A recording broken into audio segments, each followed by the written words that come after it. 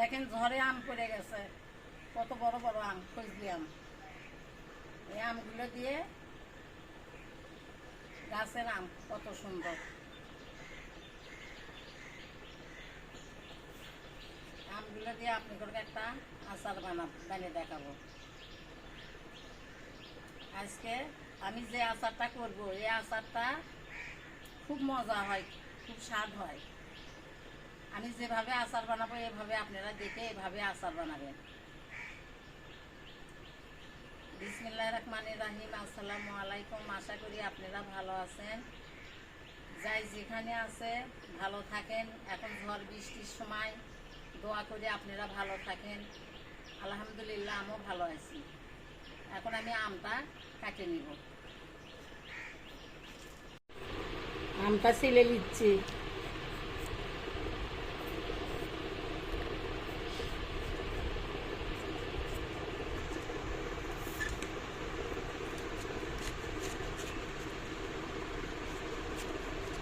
সেই শক্ত।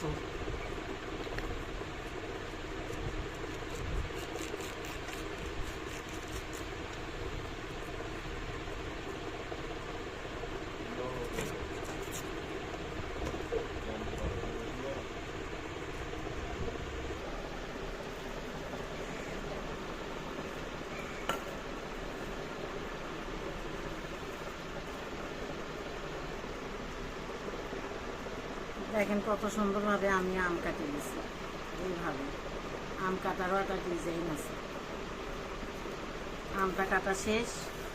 এখন আমি মশলা ভেজে নেব। জিরে, সর্ষে, মৌরি, মশলা, সাদা মশলা, কালো মশলা, দারচিনি, তেজপাতা আর শুকনো মরিচ আমি ভেজে নেব। ভেজে আমি গুঁড়ো করে নেব। আমার গুঁড়ো মশলা রেডি। এখন আমি কড়াই উঠে দিছি, তেল দিয়ে দিব।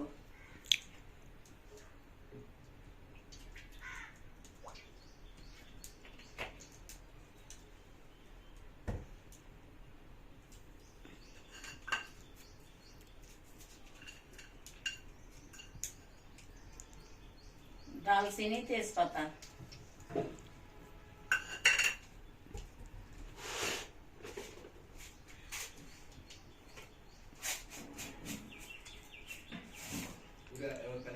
পাঁচফোড়ন,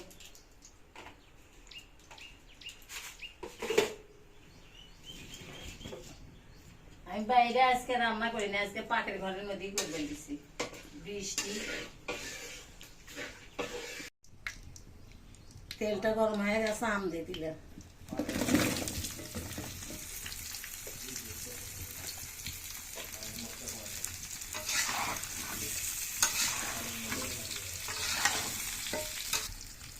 লবণ দিয়ে দিলাম।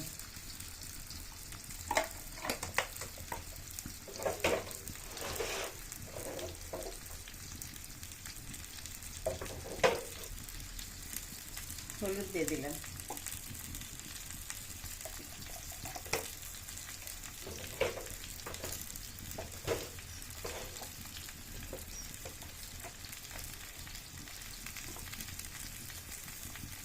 গুঁড়ো মরিচ দিয়ে দিলাম, একটু ঝাল করবো দেখে সেই জন্য।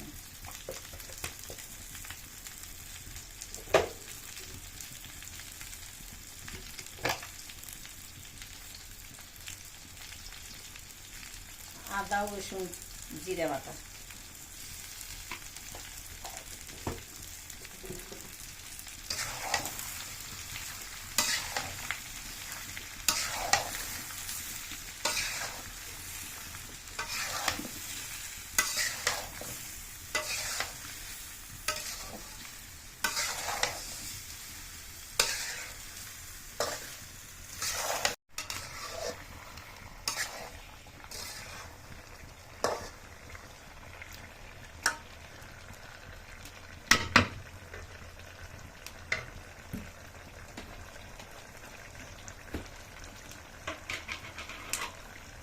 এখন আমি চিনিটা দিয়ে দিলাম।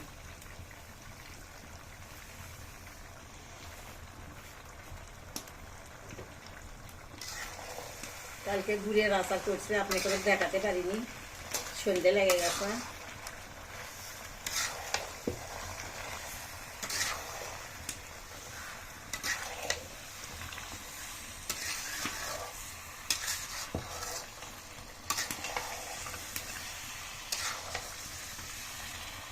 আচার নাড়তেই থাকা লাগবে, আচারের পানি শেষ হয়ে যাবি, তেল বাড়াবি, তখন যে আচার হবে।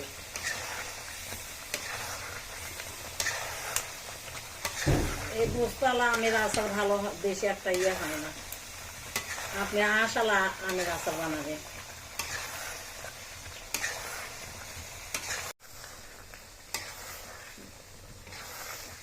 এখন আমি ভাজা মশলাটা গুঁড়ো করে দিছি, সেটে দিয়ে দিলাম মরিচের গুঁড়া আর মশলা ভাজা দিয়ে।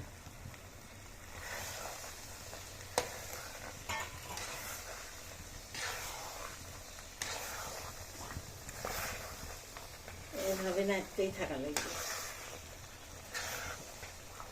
তেল ছেড়ে দিছে। এখন এভাবে নাড়তে নাড়তেই তেল যখন উপরে উঠবে, তখন দেখা যাবে আচার হয়ে গেছে।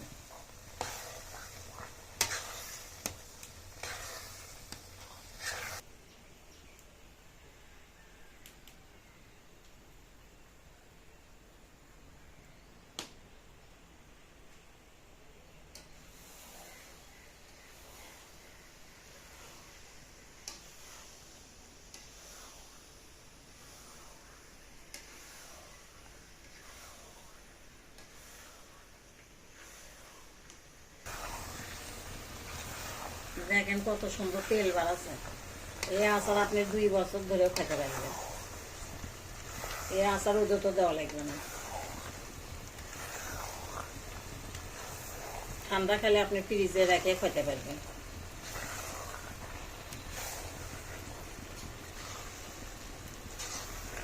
দেখেন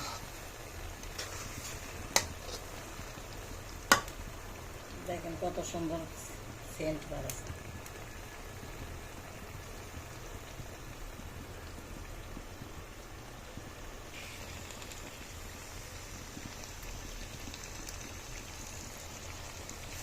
আচারটা কত সেন্ট বাড়াচ্ছে।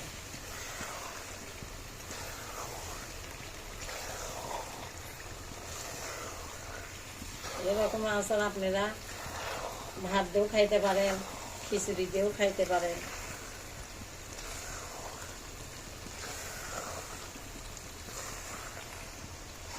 এখন নামিয়ে নেব, হয়ে গেছে।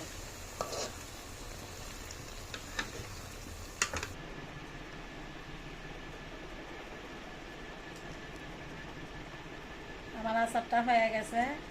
আপনাকে যদি ভালো লাগে থাকে, লাইক, কমেন্ট, শেয়ার। যারা সাবস্ক্রাইব করেছে তাকে অসংখ্য ধন্যবাদ। যারা করেননি তারা তাড়াতাড়ি আমাকে সাবস্ক্রাইব করে আমার ভিডিওটা প্রথম থেকে শেষ পর্যন্ত দেখবেন। আজকের মতন এখানে বিদায়। আল্লাহ হাফেজ।